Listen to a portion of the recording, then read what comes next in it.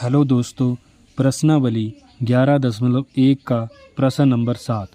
त्रिज्या 12 सेंटीमीटर वाले एक वृत्त की कोई जीवा केंद्र पर 120 डिग्री का कोण अंतरित करती है। संगत वृत्तखंड का क्षेत्रफल ज्ञात कीजिए। पाई का मान आप 3.14 और वर्गमूल 3 आप 1.73 रखेंगे। तो आइए इस प्रश्न को हम एक चित्र के माध्यम से समझते हैं। सबसे पहले हमारे पास एक त्रिज्या 12 सेंटीमीटर वाला एक वृत्त दिया गया है और उसकी जीवा जो है वो केंद्र पर 120 डिग्री का कोण अंतरित कर रही है। और आपसे ये पूछा है कि संगत वृत्तखंड का ये जो मैंने शेडेड किया है पोर्शन, इसका क्षेत्रफल ज्ञात करने को आपसे कहा गया है। तो इस प्रश्न को हल करने के लिए हम सबसे पहले हमें ज्ञात होना चाहिए लघु त्रिज्य खंड का क्षेत्रफल, जिसमें त्रिभुज का क्षेत्रफल भी आ जाएगा और वृत्तखंड का क्षेत्रफल भी आ जाएगा। अगर हम संगत लघु त्रिज्य खंड का क्षेत्रफल निकाल लेते हैं और त्रिभुज का क्षेत्रफल निकाल लेते हैं तो हम संगत लघु त्रिज्य खंड के क्षेत्रफल में से हम त्रिभुज के क्षेत्रफल को घटा देंगे तो हमारे पास संगत वृत्तखंड का क्षेत्रफल आ जाएगा। तो सबसे पहले देखो, मैंने यहाँ पे एक त्रिभुज अलग करके भी रखी हुई है। तो इससे पहले मैं इस त्रिभुज पे बात कर लेता हूँ।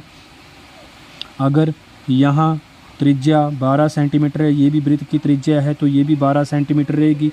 अगर दोनों त्रिज्याएं आपस में बराबर हैं तो यहाँ पर जो कोण होंगे इनके अगर भुजाएं बराबर हैं तो कोण भी बराबर होंगे। और कोण अगर हम x मान लेते हैं और इसे भी x मान लेते हैं तो त्रिभुज के तीनों कोणों का जो योग रहता है वो 180 डिग्री रहता है।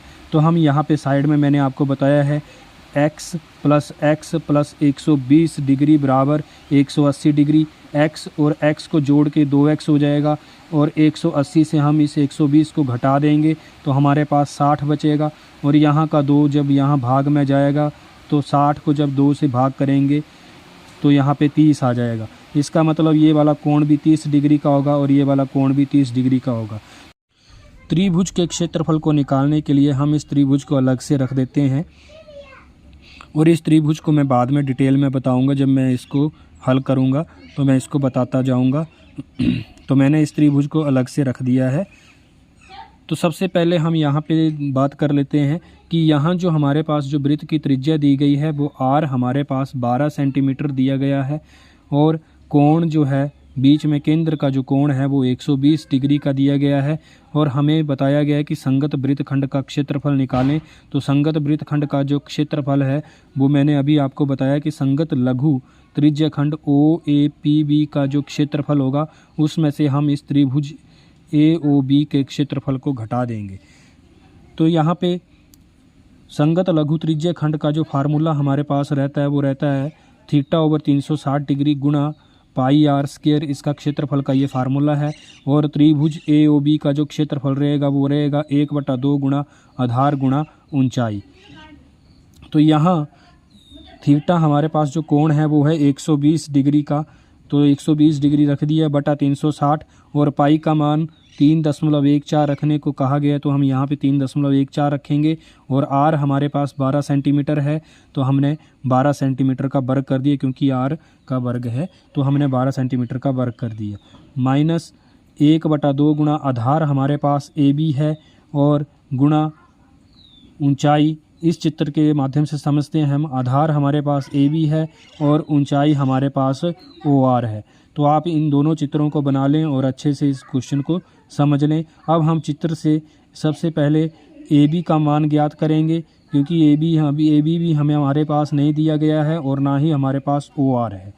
तो AB क्या है? AB आधार है और OR हमारे पास यहाँ ऊंचाई है। और OR जो हमने ली है वो AB का एक लंब समद्विभाज्य किया है, मतलब हमने 120 डिग्री के कोण के 2 बराबर भाग कर दिए हैं। और ये लंब समद्विभाजक है, इसका मतलब यहाँ पे 90 डिग्री का कोण बनेगा और यहाँ भी 90 डिग्री का कोण बनेगा। ये आधार AB को 2 बराबर भागों में बांट देगा, इसका मतलब जितना AR होगा उतना ही RB रहेगा। तो सबसे पहले हम यहाँ पे समझ लेते हैं चित्र से कि AB का जो माप रहेगा वो रहेगा AR प्लस RB या BR। और AB बराबर AR, जितना ये दोनों बराबर हैं तो हम AR और BR को भी हम AR लिख लेते हैं, क्योंकि BR बराबर AR है तो OR क्या मैंने अभी बताया कि ओ आर जो वो ए बी का लंब समद्विभाजक है, मतलब इसके दो बराबर भाग कर रहा है।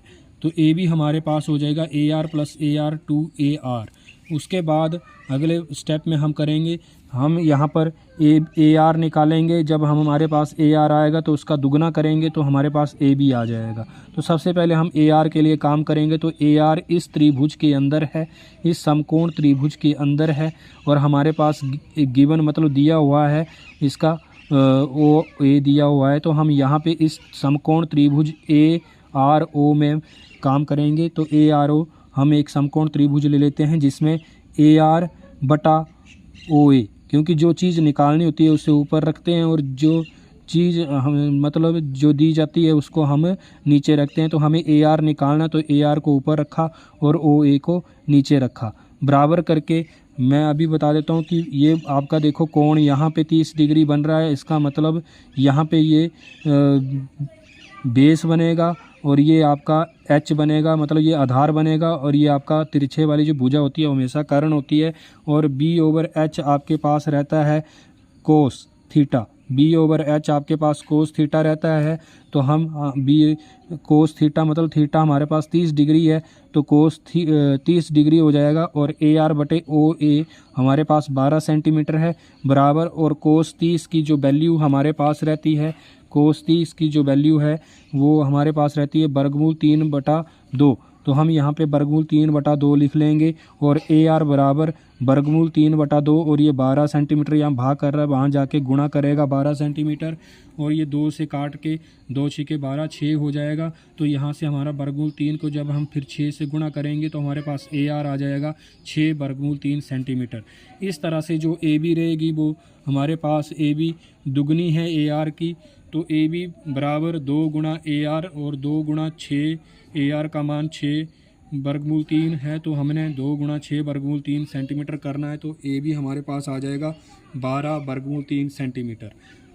उसके बाद हम यहाँ से ओ आर भी निकालेंगे। तो ओ आर भी हम ओ ए के साथ ही कंपेयर करेंगे। तो ओ आर बटा ओ ए, तो ओ आर बटा ओ ए मतलब पी ओवर एच, और पी ओवर एच हमारे पास बनता है, पी ओवर एच हमारे पास बनता है साइन थीटा।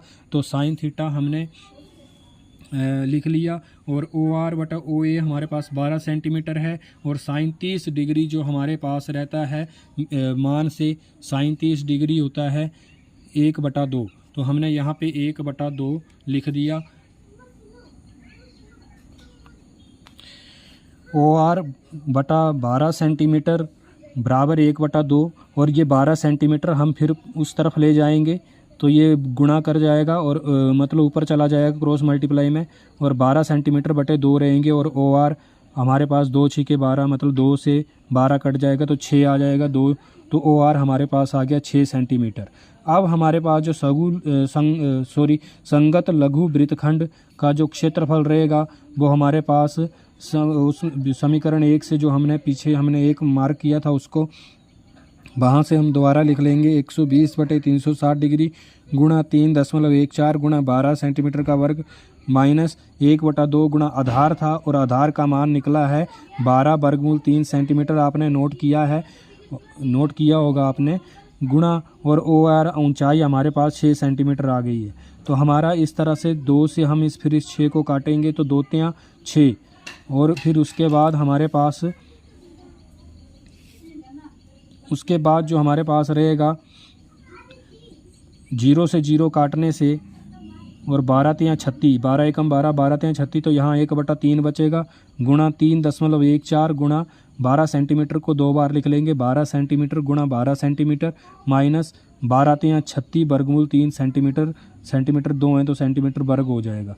3 से फिर इस 12 को काटेंगे, 3 चौके 12, फिर ऊपर हमारे पास जो भी बचेगा 3.14 गुणा 4 गुणा 12 और सेंटीमीटर 2 हो जाएंगे तो सेंटीमीटर वर्ग माइनस 36 गुणा, और वर्गमूल 3 का मान हमें 1.73 भरने को कहा है तो हमने यहाँ पे 1.73 भर दिया और सेंटीमीटर वर्ग।